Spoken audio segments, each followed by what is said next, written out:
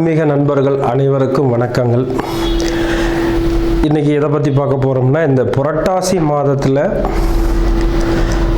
நம்ம 12 ராசிக்கு உரிய என்னென்ன அமைப்பு இருக்குது, எப்படி இருக்குது, இந்த மாதத்தில் இந்த 2025 எந்தெந்த அமைப்புகள்லாம் வர இருக்குது அப்படிங்கிறத பற்றி பார்க்கலாம்.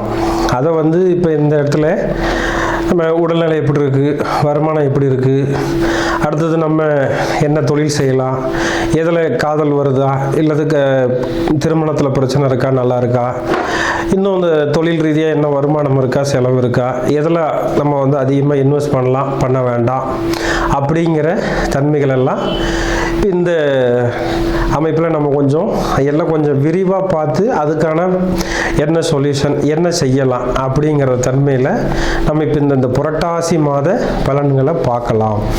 அதில் இப்போ ஒவ்வொரு கணக்குலேயும் ஒவ்வொரு சூழல்கள் வரும். ஒவ்வொரு ராசிக்கு இந்த மாதிரி செய்யலாம், செய்யக்கூடாது அப்படிங்கிற ஒரு சூழல்லாம் இருக்கும். அது எல்லாத்தையும் நம்ம பொறுமையாக அழகாக அது என்னென்ன செய்யலாம், என்னென்ன செய்யக்கூடாது. ஏன்னா மக்களுக்கு எதில் எடுத்தாலும் அவசரம் இருக்குது, அதே அளவுக்கு பொறுமையை குறைஞ்சிக்கிட்டே இருக்குது.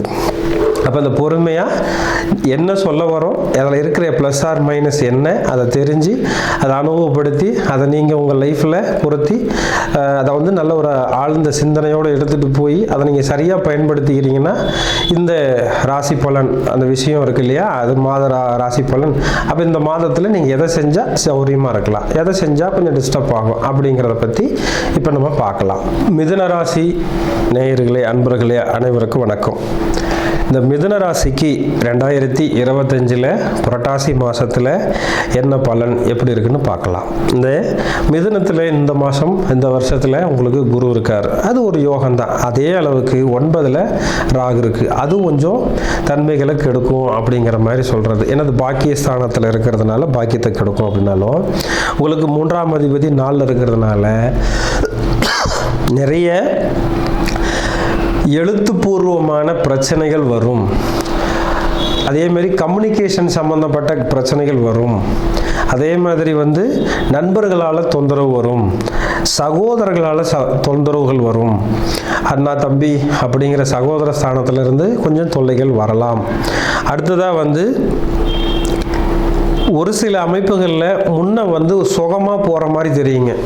இப்போ ஒரு சொத்து வாங்கலாம் அப்படின்னா வாங்கன்னு உங்களை கூப்பிட்டு அதிகமான விலைக்கு விற்கிறது வாங்குறதுங்கிற மாதிரி ஒரு சூழலை உருவாக்கி கொடுத்துருவாங்க.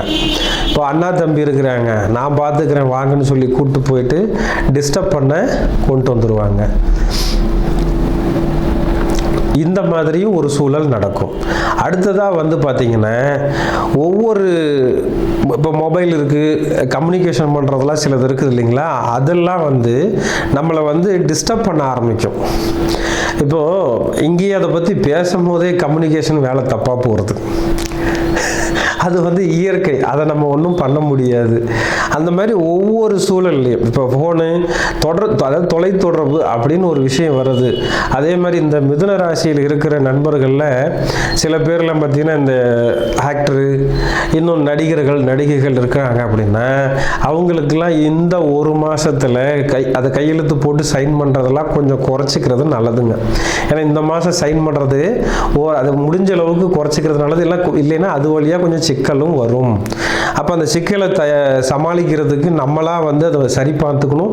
சரியாக பயன்படுத்திக்கிறத நம்ம அறிவை கொண்டு சரிப்படுத்திக்கணுங்க. இது ஒரு மைனஸ். அடுத்ததாக குரு அது யோகத்தில் இருந்தாலும் உருவாக்கி ஆசையை கொடுப்பார்.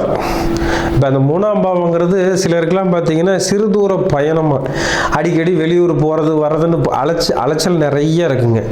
அந்த மாதிரி விஷயத்துலேயும் கொஞ்சம் கவனமாக இருக்கணும். ஏன்னா அலைச்சல் அதிகமாக இருக்கிற பட்சத்தில் ஒரு சிலருக்கு பார்த்தீங்கன்னா நிறைய தொந்தரவுகளும் வருது, கீழே விழுவுறது, அடிபடுறது, காயமாகிறதுன்னு. அப்போ அதுலேயும் கொஞ்சம் கவனமாக இருந்துக்கிறது 100% சரியாக இருக்கும். ரெண்டாவது குரு அடுத்தது அவர் செவ்வாயை பார்க்கறதுனால, ராகுவும் பார்க்கறதுனால கொஞ்சம் விபத்து வர்றதுக்கு வாய்ப்பு இருக்குது. அதையும் கவனமாக பார்த்துக்குங்க. 100% இந்த வருஷத்தில் இவங்களுக்கு மேரேஜ் சம்பந்தமாக ஏதாவது ஒரு நல்ல ஒரு பொசிஷன் வருதுன்னா 100% அவங்க சுயஜாதகத்தில் இருக்குதுன்னா தாராளமாக மேரேஜுக்கான அமைப்பு நல்லா இருக்குதுங்க. வீடு வாசல் கட்டுறதுக்கு உண்டான அமைப்பு இந்த மாதத்தில் இருக்குதுன்னா, ஏதாவது பெண்டிங் இருக்குதுன்னா அடுத்த மாதமோ இதுக்கு முன்னால் ஆவணி மாதத்துலேயோ ட்ரை பண்ணியிருந்தீங்கன்னா இந்த மாதம் நல்லபடியாக வேலை போகிறதுக்கு ஒரு வாய்ப்பு இருக்குதுங்க. அடுத்ததாக வந்து பார்த்திங்கன்னா, பொதுவாக 3ஆம் பாவத்தில் ஒரு விஷயத்தை ஸ்டார்ட் பண்ணுறோம் அப்படின்னா அது வளர்ந்துக்கிட்டே இருக்குன்னு சொல்லுவாங்க. அதனால தான் சில நேரத்தில் கடன் வாங்குறது, இந்த வீட்டுக்கு வாங்குறதுல கொஞ்சம் குறைச்சிக்கிட்டிங்கன்னா ரொம்ப சிறப்பாக இருக்குங்க. அடுத்தடுத்து நல்ல யோகமான சூழல் வரும்போது உங்கள் ஜொய சாதகத்தில் தசாபுத்தி நல்லா இருக்கும்போது நீட்டாக உங்களுடைய அந்த சூழல் சரியாக போகும். இதை மட்டும் நீங்கள் கவனமாக பார்த்துக்கிட்டிங்கன்னா போதும். மீதி நல்ல விஷயங்கள் நிறைய இருக்குது, பார்க்கலாங்க.